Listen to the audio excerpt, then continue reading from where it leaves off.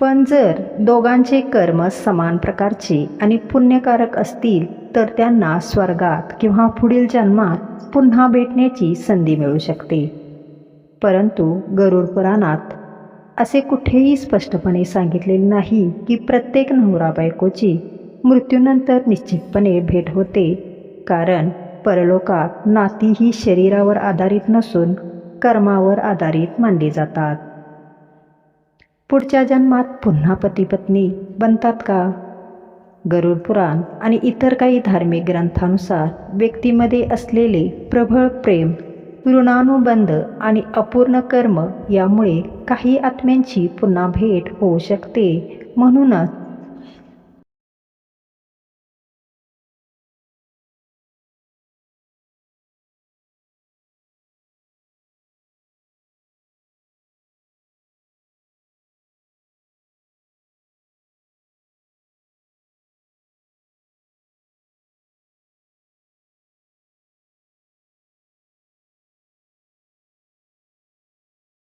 पुन्हा भेट होऊ शकते.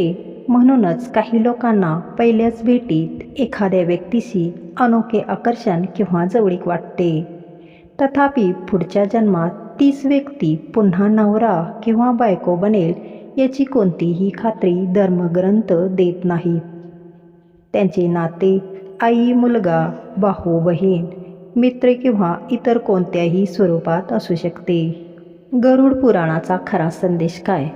गरुड पुराणाचा मुख्य संदेश हा आहे की माणसाने आपल्या जीवनात चांगली कर्मे करावीत. प्रेम, दया, सत्य आणि धर्माचे पालन करणाऱ्या व्यक्तीला उत्तम गती प्राप्त होते. मृत्यूनंतर कोणाला भेट होईल किंवा नाही यापेक्षा आपले कर्म कसे आहे हे अधिक महत्त्वाचे आहे. आपल्या आत्म्याचा पुढील प्रवास अवलंबून असतो. तर मित्रांनो, गरुड पुराणानुसार मृत्यूनंतर नवरा बायकोची भेट होईल की नाही हे त्यांच्या कर्मावर आणि ऋणानुबंधावर अवलंबून असते. प्रत्येक जोडप्याची निश्चित भेट होईल असे ग्रंथात स्पष्टपणे सांगितलेले नाही. तुमचे या विषयावर काय मत आहे आम्हाला कमेंटमध्ये नक्की सांगा आणि असे धार्मिक आणि रहस्यमय विषय जाणून घेण्यासाठी आमच्या चॅनलला सबस्क्राईब करा. धन्यवाद. ओम नमो भगवते